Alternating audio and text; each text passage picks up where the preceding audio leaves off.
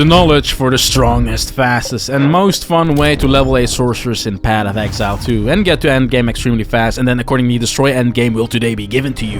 We're talking about absolute cinematic destruction of everything that appears on your screen. Boss fights, clearing entire hordes of enemies, there's no difference. Let's not beat around the bush and give you that cutting edge, level by level progression path and my build here to become a truly epic sorceress of mythical proportions. Starting out with the very first few levels. For the very first few levels, we're utilizing a pretty decent combo using Flame Wall and Spark to quickly melt a lot of the mobs around us. See, what happens if you cast Spark through these flame walls is that you get these beautiful orange bluish sparks, as the flame of Flame Wall will add fire damage to your spark. So it's a nice early combo and foundation that doesn't require anything to get going except for each other. You get practically both of these spells right away when starting a sorceress. Put in frost bombs as well as your third level 1 spell, and you have a pretty deadly clear just from the get-go. For boss fights, this combination of these 3 skills will do wonders as well, just right out of the gates of character creation, so it gives you a nice start to your sorcerer's adventure. However, things definitely get better when you unlock level 3 skill gems, which is also going to be very quickly in those first few character levels. And unlocking level 3 skill gems will set you up for a smooth journey all the way to at least the level 30s. Going forward, we're utilizing Spark and Flame Wall as the bread and butter for clearing, but now you will also have some support gems too to put it on these skills and make things feel better. We supplement Spark with both acceleration and arcane tempo to make the speed at which these sparky things go out of you a lot faster and overall increase thus the speed of your clearing. We then give Flame Wall, Fortress and Spell Cascade. Fortress makes our Flame Wall erupt in a circle, but it gets amplified by Spell Cascade because it will pretty much affect Flame Wall in a way that will lit up the entire screen, which is great because going forward, everything on your screen is going to be tortured and burning, and we have to never worry about anything again missing the utility of our Flame Wall. Regarding Frost Bombs, they are really good AoE clearing too, but they have longer cooldowns and take some time to detonate, so you can just only rely on them. Going forward, however, we're going to weave them in as much as possible, or if you're in a sketchy situation and need the frost of these bombs, the utility of that will be really nice too. To combat the slow detonations, we supplement our Frost Bombs with Fast Forward to make them detonate faster and Second Wind so we can drop 2 at the same time. The latter means we can also spread our bombs quite significantly to cover more area, which is nice when enemies will be spread out, and that's going to happen all the time. Aside from that, with level 3 skill gems unlocked, we also get Orb of Storms, and Orb of Storms is basically just this pulsing and lightning ball that helps with DPS too, and here is where clearing gets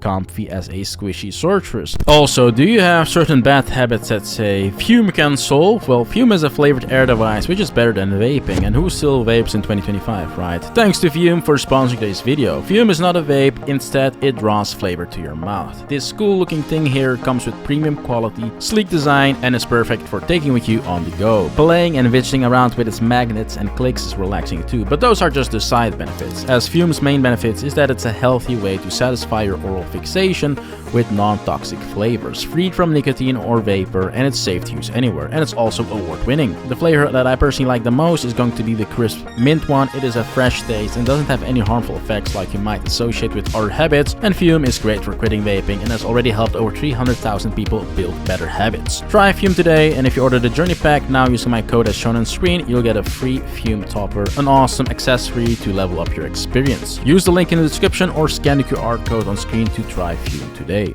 The strategy going forward for clearing is then as following: drop Flame Wall, drop Orb of Storm, and just go all out on your Spark. And you will continuously send out sparks which will melt most stuff. Then weave in Frost Bombs wherever possible to get even more AoE damage and freezing going. Quite easy and gets online the moment you pick up these skills. We supplement Orb of Storms with Persistence and Overabundance, and this is going to make us able to drop 2 of these babies at the same time, and they will last longer too. You can call it a win-win situation. What about boss strategies then for those first 30 levels? Well, the answer lays in Ember Fusillade. You pick up this skill yet again as soon as you get level 3 skill gems. So really fast, and it's very easy. You just stack them above your head and they'll go out and melt bosses. And this also happens even in the rawest form possible without any support gems. You just stack these Ember balls till you get the maximum number of possible blazing embers above you, and that will vary based on your skill gem level and then DPS. You can start stacking them preemptively effectively too before the spawns, and it's basically like a machine gun skill. These ember bolts hit the boss, and they do so quite effectively and with a lot of damage. And it gets better when you can in fact supplement these skills with support gems like Scatter Shot, because with Scatter Shot you can instantly get 3 bolts above your head with a single button press, so you will reach the maximum number of these blazing embers really fast, meaning better DPS. And to make sure they go out fast too, we also grab Swift Affliction as our second support gem here. We are actively going to abuse the reduced duration penalty here as a net positive. As a result of this support gem will make us actually send out the ember bolts faster. So basically we can restack ember fusillade faster too, and that means more bolts, more damage. During clearing it comes in clutch too in these early levels when there's say an annoying elite in the middle of the pack that the regular clearing route I made won't be able to clear nicely. You then just quickly swap over to full sending ember fusillade and you pretty much will get rid of any annoying elite very quickly. So it is a nice option to shift over during clearing as well. Once you then get your first spirit gem, you grab Arctic Armor with Glaciation and Frost Nexus to get some extra sustain, and it's a really reliable source of freezing targets very effectively as well. So now going forward we can ignite, shock and freeze enemies very efficiently, and it's going to give us a lot of utility, sustain and damage, and just in general a lot of benefits. Having all 3 elemental ailments proc so consistently on our enemies will also give us great options in the passive tree that I will go over later on in the video. Going forward, this build and all elements combined will give you great control of any map, which is nice when you don't have a lot of investments or levels going in your build, and this way we make sure we will sustain through any situation. So now you know both the bossing as well as clearing strategy for this build up until level 31, 33 or so, because at that point I changed things up for the better and the build becomes a lot more fun. We will specialize in one elemental archetype here, and the way forward is in my opinion also much more fun than the Spark meta build. We're going to go full cold and fire damage, where our fire damage will be treated as cold damage due to a nice little gear piece in the game. We still use all 3 elemental elements however, so shock, ignite and freeze, to get a lot of value, and you will understand how we do so as the video progresses. Going forward we're going to do this. We're going to nuke the entire screen like it's New Year's Eve, fireworks style, filling up the sky, explosions everywhere in a way that can only be described as extremely stylistic. And now you might understand why I said that this playstyle is a lot more fun than Spark.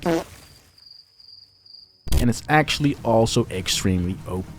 Because at level 31 we unlock Frostwall, which is maybe the best spell in the game in my opinion, especially when utilized properly, and Fireball, which is really good because we can in fact make it cold damage even though it's fire damage. And we do this thanks to the blue flame bracers, which we're absolutely going to use. The blue flame bracers have this property to convert all fire damage to cold damage, which is nice because our Fireball can in fact now freeze as well. So Fireball becomes a one button type of clear skill since it has good DPS and coverage of whatever is on your screen, but now it will also freeze everything, making it a very reliable clear skill. So basically you're shooting off fire, but it's treated as cold damage thanks to our gloves. Fireball on its own can definitely clear entire screens, but to make things even better, we're going to utilize the mix of Fireball and Frostwall for clearing. The combination of these two gives insane sustain, clear, damage, and everything you need basically. To get these shapes and screen coverage with Fireball, however, you need to enhance it with Scatter Shot and later on Wild Charge as well. These will be your 2 most important gems, but until you unlock Wild Charge, you can use any damage increasing support gem as a replacement. However, Scatter Shot and Wild Charge are ultimately going to be your 2 most important gems on this skill, and will combined give you this fireworks-esque pattern that essentially nukes everything on screen because it covers literally every direction and every corner of the map. Fireball is also really good DPS wise and comes out fast, and we make it then even faster by giving it Arcane Tempo for our 3rd support gem, which is also the support gem we used earlier on Spark, so you can just replace it from there and put it on this skill. With these 3 support gems you can clear everything with Fireball on its own, and going forward you'll level very smoothly. Combine Fireball with Frostwall for the absolute best results, but for Frostwall we enhance this amazing skill with Spell Cascade that we used earlier with Flame Wall and Spell Echo to make the parts it covers on the map significantly bigger, and then Rising Tempest for more damage. Fireball is still considered a fire skill, so Rising Tempest accounts for us essentially using 2 types of elements to dish out damage, and thus in return gives gives us great value in the damage department. Now the Fireball and Frostwall combo is really nice, and Frostwall provides a lot of utility as well in the sense that it freezes enemies really quickly, it blocks paths to annoying enemies, it acts as a distraction, it deals good damage when you cast it, but it also deals really good damage when it shatters the ice circles that it forms and you get a lot of these ice crystals. This skill is also especially amazing versus anything more tanky like elites, which it can very quickly take care of due to all the mentioned reasons and pretty much instantly blow them up, but also versus bosses, and this might even be its most important use case. And that brings me to our boss strategy. Our boss strategy is then going to be as following. We get hypothermia as well, which lowers our enemy's cold resistance quite significantly and enhance it with persistence, cursed ground, and expanse. These 3 gems will essentially make our hypothermia as sticky as possible and thus as annoying as possible for our enemies, giving us a lot of value out of this spell's utility. Then we mix that up with our frost bombs, which going forward is the only skill that makes the cut from the first build, but we're not going to use it anymore for its AoE damage, no, but rather for its capability to apply cold exposure. So we have cold exposure plus cold resistance removal. Yeah, we're going to do a lot of insane damage on bosses. For the sport gems on frost bombs, we still use fast forward and second wind. However, for our third gem, we're going to play on its value to give us cold exposure and enhance that property with strip away. So we start with hypothermia and frost bombs, of which both are instant skills, so you get the debuffs right away. And then we go all out with Frostwall and just nuke the cold exposed and cold resistance lowered boss with Frostwall and Fireball, and it goes really fast afterwards. Especially since we also will still apply all 3 status effects, and we just get a lot of value from a lot of different things to get really good DPS here. And all of that is done very safely since we will freeze the boss over and over essentially due to our cold spells and most importantly Frostwall, and get our first freeze proc within like 2 seconds, really. And from the clips you can see what it will look like on bosses. We're going to absolutely annihilate them. We also then get Cold Snap to really finalize the build here. Cold Snap is basically a Thanos snap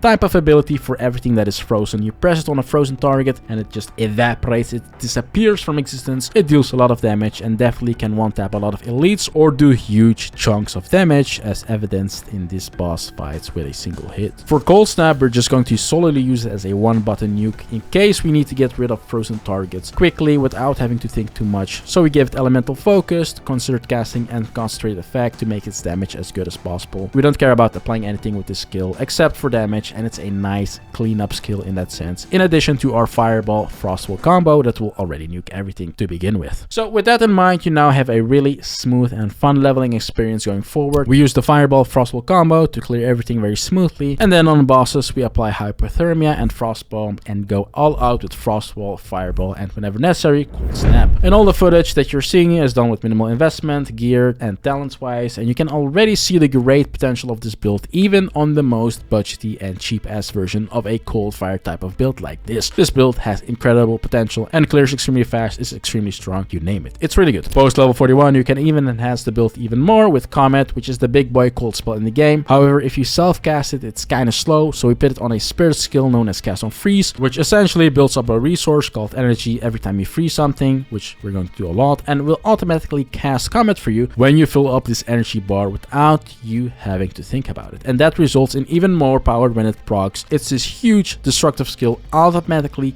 being cast for you on top of your already very powerful Fireball and Frostwall combo and everything we already went over in addition to that. And since we also freeze everything so consistently, the comets will just rain from the sky like there is no ending, reminiscent of how dinosaurs went extinct. So the build gets even better and better.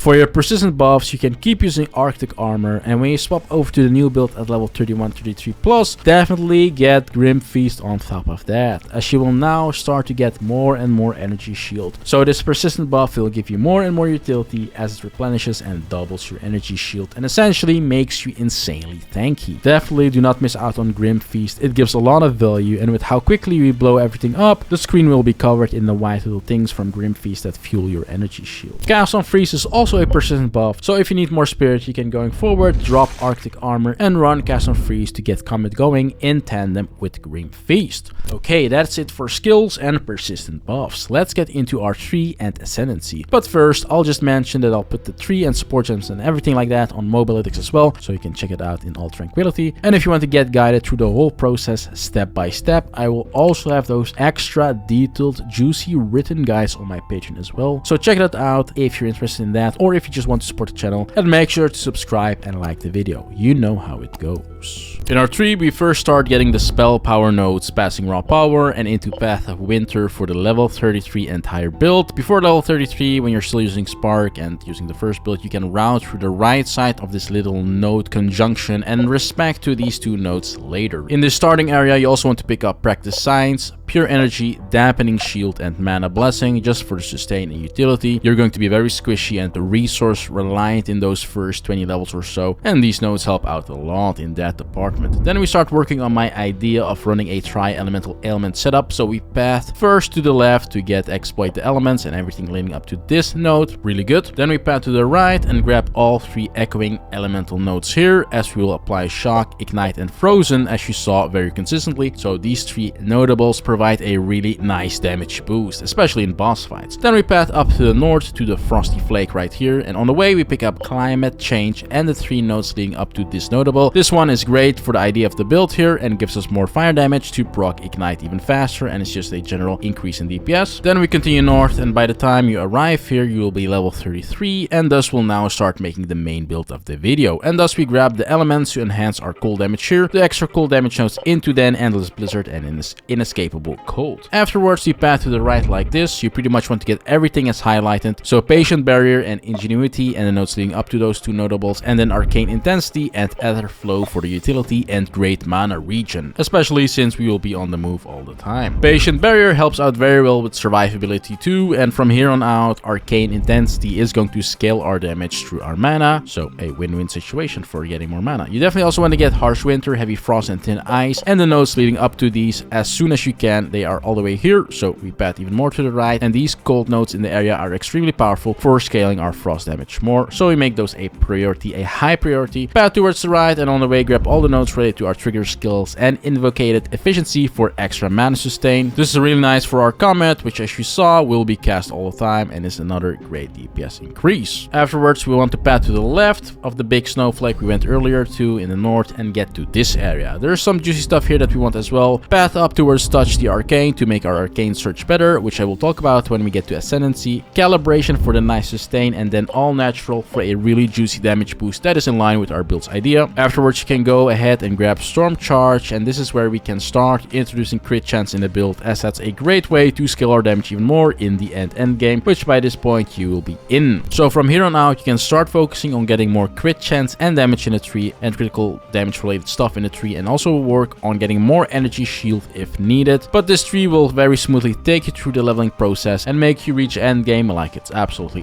nothing. For Ascendancy I picked Storm Reaver just for more burst in DPS. We first of all grab the first 2 points of the Arcane Search path here, which is really nice for mana sustain as well as make us cast faster. Then we grab shock related nodes up to Strike Twice to make the shock application aspect of our build even better, and now we can apply 2 different instances of shock on the same target, which you might have seen in some boss fights, which is a nice DPS boost as well. You might get itchy fingers to grab the path for chilling here in the Ascendancy nodes, but we really don't need more chill or frost. As you saw, we freeze pretty much everything very fast and pretty much back to back already. So these 2 shock nodes here come in actually very clutch, and then we finish the path of Arcane Search for points number 5 and 6, as at this point in time you will start getting to the point where we can stack mana to get more damage, and that in turn will synergize with the final node in the Arcane Search path. And finally we finish our Ascendancy here with Elemental Winds, as you will now be in the end game, have a good portion of energy shield, and these 2 nodes are really nice for survivability. If you're in the end game and you want to start speccing into crit to scale the build even further, then a good option to open up points for that is to respect the final 2 points of the Arcane Search path and the shock related nodes to fully get the path up to Rain Dancer in the crit related path here. However, definitely don't spec into these nodes if you don't have a solid crit foundation already, as they will just be wasted. So I would recommend using my recommendations here at least until level 80 or so for a smooth experience, and then you will have more room to build crit inside of your build. For jewels, really good options will be recover percentage mana on kill, especially if you don't have good source of mana recovery anywhere on your gear, increased cold, spell or elemental damage, and frost buildup or things related to that, or any of our elements basically, increased cast speeds, and finally longer duration of curses. Attributes, you're always going to prior intelligence. We are mostly an intelligence build, and getting more intelligence also gives us more mana, so it is a great compounding effect. However, you'll need strength and dexterity here and there as well to meet the requirements for certain support gems, so don't forget about those either. Finally, gear, you're going to stack as much energy shield as humanly possible on all of your armor. Energy shield is our base here, so we go all out on getting it on every single piece essentially, and to get it as big as possible. For utility and defenses, you're going to prio mana regen, mana on kill, life regen, and maximum life increases. And then when you get to the end game, elemental resistance are going to be important there, so cap all of those at 75% and also get a good portion of chaos resistance. For your weapon, you can either use a wand and then a focus or scepter, or a staff. Both are going to be viable options, especially during leveling. And in terms of offensive attributes, I would be on the lookout here for extra levels to spells, increased spell damage, increased cold damage, more mana as it converts to extra damage as well, extra cast speed, and things of that nature. On your armor, you can also get stuff like fire damage to your attacks, add sliding damage to your attacks, and things of that nature, which is also nice for just increasing your DPS and making sure we get our elements built up as fast as possible. The earlier mentioned blue flame bracers are then going to be mandatory for your gloves. It's a really cheap item, and by the time you're level 33, you will definitely have multiple exalted orbs, and you can easily get these gloves for only a single exalted orb. Everlasting Glaze is also really nice as an amulet option, helps extremely well with mana management actually, so be on the lookout for that. It is pretty cheap as well. And then Fog Shade and Wandering Lost are great uniques as well in those very first